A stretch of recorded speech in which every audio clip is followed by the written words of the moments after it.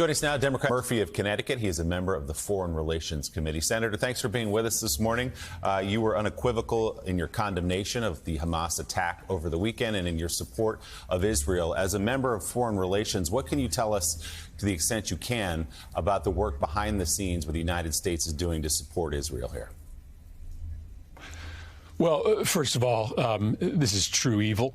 It's really hard to get your head wrapped around these images. And as you've talked about this morning, the operation to come in Gaza is going to be absolutely extraordinary. There's no doubt Israel has to bring to justice these perpetrators. But inside Gaza, that is going to be very, very difficult, especially while a hostage situation is pending. Listen, there are a number of really important lines of effort right now. The Biden administration has already forwarded material to Israel. Ammunition and interceptors are on their way. Second, we're beginning to build a supplemental appropriation for Israel to get them additional support and additional supplies, especially for the Iron Dome. I would argue that that package should also have some support to protect domestic Jewish communities. We are going to see a rise in threats against synagogues and Jewish community centers, so we should be there to protect them. And then we're obviously engaged diplomatically. The best solution to this hostage crisis is for some of our allies in the region who have relationships with Hamas to be able to negotiate their release. And so that work is ongoing as well. So we have a lot of work to do in the Senate this week. We're working behind the scenes to put together that supplemental package. We're trying to figure out a way to get nominees and military promotions unlocked, and then we'll go straight to that work when we reconvene next Monday. Senator, how do you handle the Iran question we were discussing earlier in this hour? That is that Iran explicitly supports Hamas. Hamas said some of its leadership over the weekend it got the green light for this terrorist attack from Iran. The Biden administration hasn't said publicly that there's a link, but most people say that they don't believe that behind the scenes. They know that they did do something here that at least supported them with material support. So what should be the consequences if there is a direct link proven that Iran funded, supported, and gave the green light for a terrorist attack on Israel?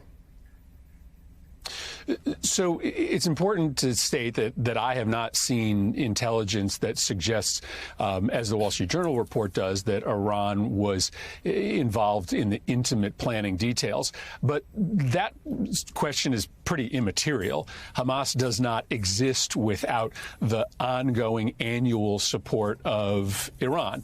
All of the weapons and the training, the rockets, in some way, shape, or form are derived from their relationship with Iran. That's why right now the United States has a massive set of crippling sanctions on Iran, its economy, and its oil industry because of their support for terrorism. And I think this is going to be a moment where the Congress will sit down and try to understand whether there are other tools like that that we can use to make clear that their continued support for Hamas or Hezbollah is absolutely unacceptable. So I do think it's important to get to get this question answered as to whether they were involved in the intimate planning details. But regardless, Hamas does not exist. Hamas cannot launch this attack without Iran as its patron. Senator Murphy, this is David Ignatius in Washington. You mentioned earlier about the importance of reaching out to countries that may have contact with Hamas. Egypt obviously comes to mind. I'm curious whether you see any diplomatic path forward that might lead to freeing the hostages. It's received very little discussion. Do you think that that's an avenue that needs to be pursued? So I do. This is obviously a very sensitive moment, and so not a lot to say about this. But let's also talk about Qatar. So the United States has a deep and important relationship with Qatar. It is often fraught because we have major disagreements with them as well. Qatar and Egypt are countries that have continued some basic relationships and contacts with Hamas. Qatar, in fact, has often been the conduit to which humanitarian money flows with Israel's consent into Gaza. And so these are important countries because obviously the priority is to unwind this hostage crisis in a way that doesn't lead to the additional loss of life. And so those are two very important lines of effort that I think will be underway this week. Senator, returning to the idea of U.S. support for Israel, you mentioned that a supplemental could be coming. But at a certain point, and I was hoping you could walk us through this, please. At a certain point, doesn't the job get complicated if there isn't a Speaker of the House? And I know there's elections supposed to happen this week, but there is some sense that Republicans may not be able to coalesce around a leader anytime soon. So just walk us through at what point does it get difficult for the Senate, for the Congress, to be able to get money to Israel, and frankly, for that matter, Ukraine, if there isn't a speaker? Yeah, complicated probably understates the problem. It's impossible. If there's no Speaker of the House, there is no House of Representatives. And so, well, this week we will work on constructing a supplemental in the Senate.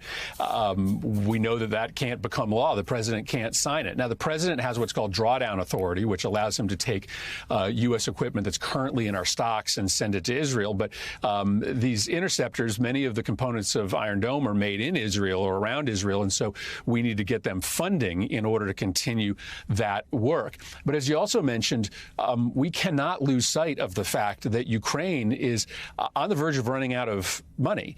And, well, this week we're going to be obsessed, rightly, with getting Israel what they need. If we don't get Ukraine additional funding and supplies by the middle of November, Russia is going to start its march on Kyiv. And a failure to hold Hamas accountable is devastating for U.S. national security interests. But Kyiv becoming a Russian city is also devastating.